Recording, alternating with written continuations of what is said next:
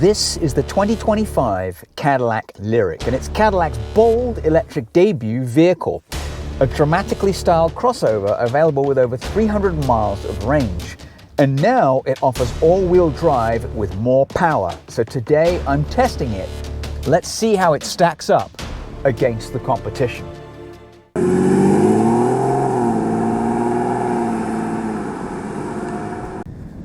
So the styling is really cohesive and elegant. I think it's a very, very good looking car, and it's very close to the concept that Cadillac came out with a few years ago. Now this model has been out a year or so. Now it has all-wheel drive, as I mentioned.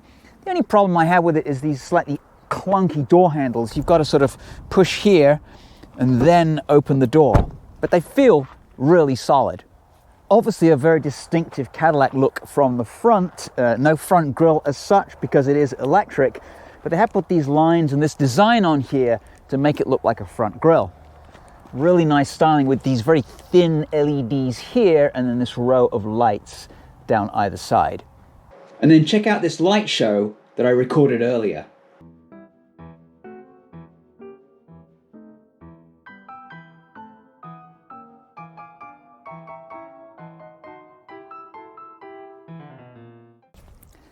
So it's similar in size to the XT6, except it has a much more sloping and elegant roofline. So the rear window slopes down on this hatchback, and then there's this little sort of rear spoiler right here with this center brake light right here. And then right here on the trunk lid, you get this set of lights and then more lights that wrap around the vehicle. Big old Cadillac badge in the middle. Speaking of badging, this one is a 600 E4 electric. It's got all-wheel drive or four-wheel drive. 600 is 600 Newton meters of torque. And further down here in the sadly piano black bumper, you get these additional lights as well. So a few years ago, anything with this much power would have had a V badge stamped all over it, front, back, side, you name it. But this is not a sports car according to Cadillac. That will be reserved for a V version that is supposed to be coming soon. Meanwhile, this one has 500 horsepower, 450 foot-pounds of torque driven through all four wheels. Now, that is about 160 horsepower and 125 foot-pounds of torque more than the rear drive version. 0 to 60 takes around 4.6 seconds, and tread lightly, and Cadillac says this all-wheel drive version gets around 307 miles of range. So the door to the Charger is not quite as Iron Man cool as it was in the Blazer EV, but that's not what Cadillac buyers are about. So the battery is one of GM's new Ultium batteries, and it's obviously along the floor of the car. It's got 102 kilowatts of power. Charging wise, there's an onboard additional 19.2 kilowatt charger, which is available for an extra $1,500. This one has that option. On a fast charger, it will do up to 190 kilowatts going in. That's good for around 77 miles every 10 minutes. So the all-wheel drive one gets these 22-inch wheels. They're huge. It's got these Michelin Primacy tires. They're self-sealing, so no spare. And size-wise, they're 275/40s all around. So adding a second motor to this car, which, yes, it does make it faster, but it has also gained weight by about 200 pounds. So now its curb weight is around 5,800. So I first thought that the opener was here. This is where we all go to try and open the trunk, and you're feeling around like an idiot, you can't find it. Well, Cadillac has put it right here. Obviously it's electric. So as you probably noticed, there is no frunk. So this is all you get. 22 cubic feet of space with the seats up, 61 cubic feet of space with the seats down. But the good news is you do get a little bit of additional space under here where they store your 110 volt charger. How much is it? Well, the Lyriq starts at $66,995. If you want all-wheel drive though, that'll cost you $3,500. This one also has the Napa leather package, which is Napa everywhere.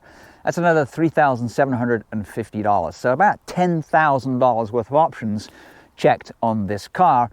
Out the door, you're around $78,000 $700. So in the back, it's not bad, except for middle seat person gets the short straw. There's no real cushion right there. And then there's this sort of this lump thing here where you would attach a child seat, and it's just not very comfortable.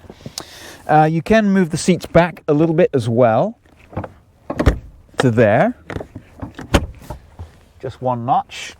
There is a nice armrest with a couple of cup holders. Down here you get climate controls, vents, 2 USBs, and a 115 volt power outlet. Decent amount of room. This is where my seat is. Nice little bit of space right here, but definitely room here and then obviously here as well. Even though the roof is sloping a little bit, you do get an okay amount of headroom, at least for me. The sunroof helps a lot with that additional height.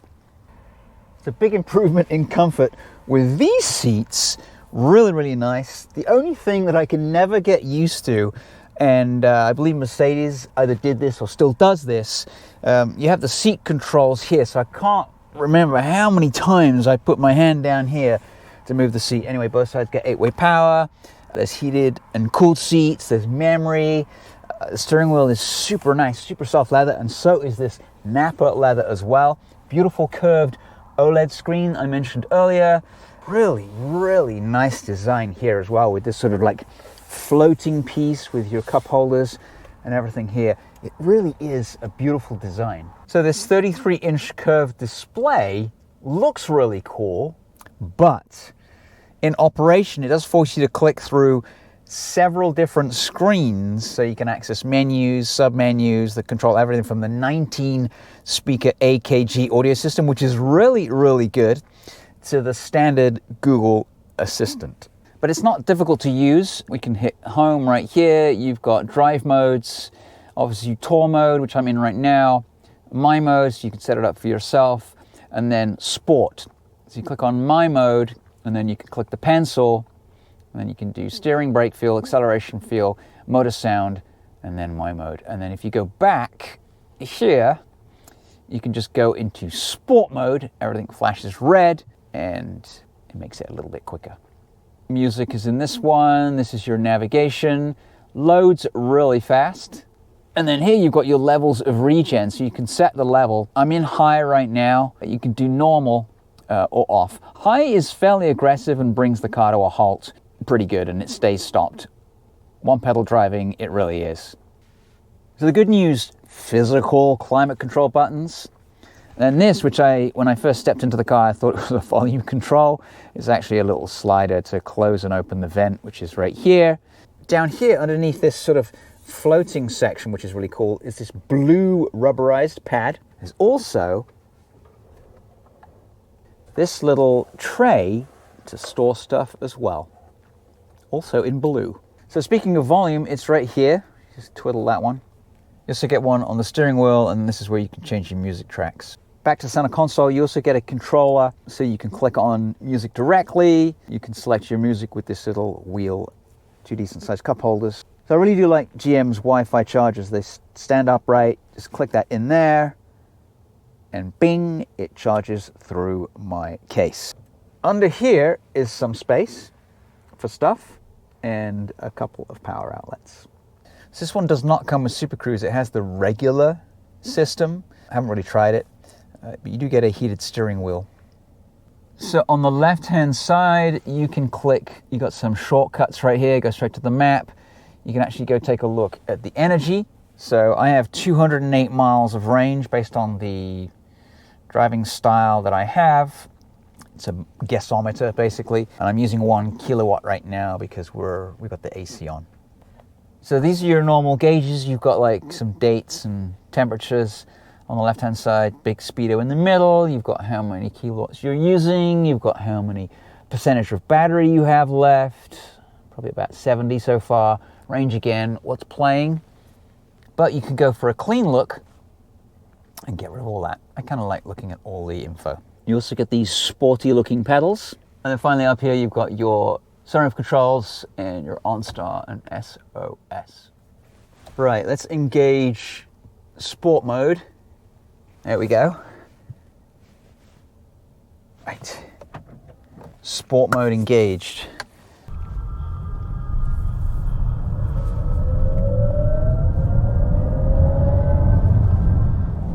Well, it's quite quick. Definitely believe it'll do 0 to 60 in around 4.6 seconds. Makes a sort of like whirring noise, sort of turbine-like noise, but oh my goodness. This section right here is some of the most rotten pavement I ever drive on. And this thing is so quiet. It's incredible. I mean, this is what Cadillac does, right? Comfort,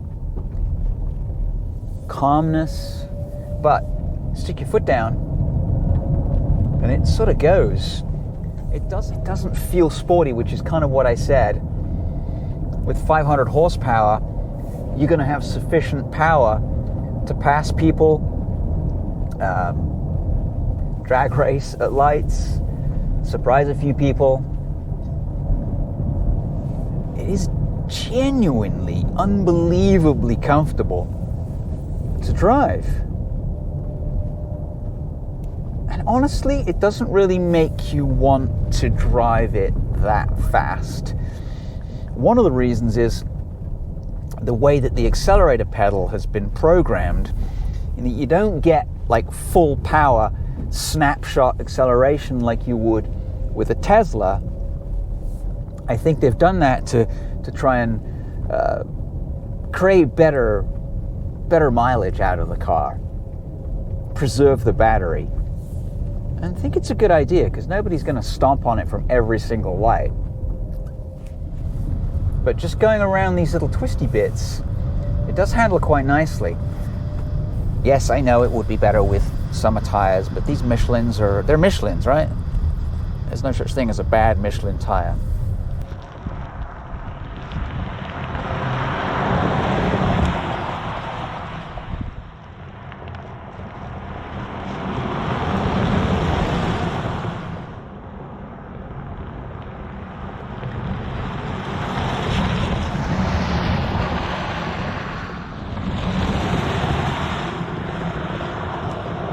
We'll get out onto a less twisty road, see what we come up with.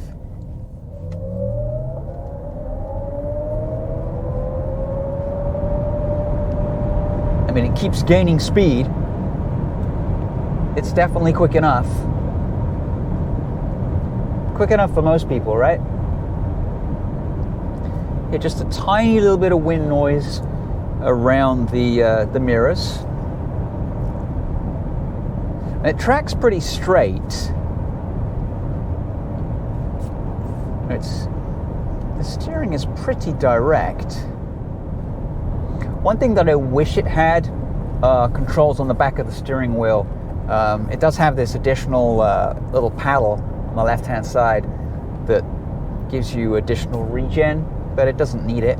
I'd rather have the controls on the back for volume and track change, but it doesn't. But maybe Cadillac's listening. I've hardly had to use the brakes. Now, when I looked at the brakes, when I looked at the wheels earlier, 22-inch wheels, I didn't feel that the brake discs were particularly big. Quite worryingly, they seemed quite small, but half the time, maybe 70% of the time, you simply don't need to use them. Anyway, let's go up this hill. This thing's gains speed very quickly. Of course, you know, if we drive like this for 20 minutes, we are going to use quite a lot of range. In the turns, there is a slightly annoying self-centering. The wheel wants to come back to straight. I'm not 100% sure I like that very much. So we'll check that as a negative. Perhaps Cadillac needs to work on the steering.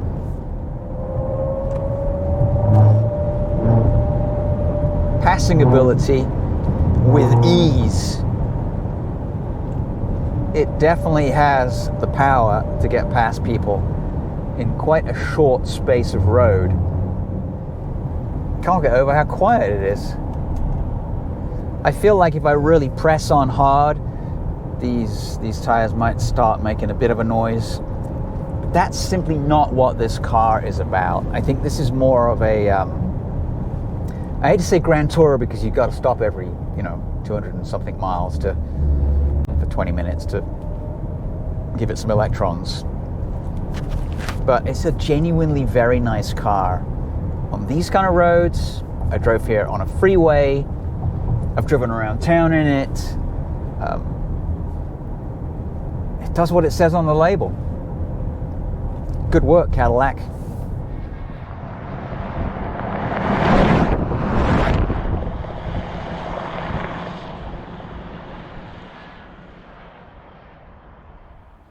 So what do we think?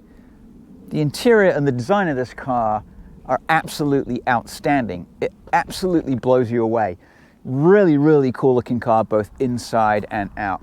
Couple of problems. The user interface isn't the best, but that's something that Cadillac can work on. The 33-inch OLED screen is fantastic. Now do remember though, this is not a sports car. Wait for the upcoming V. Instead though, it is a very, very good luxury SUV. Once again, thanks for watching. We appreciate it. Like, subscribe, and we'll catch you next time with another video. Out.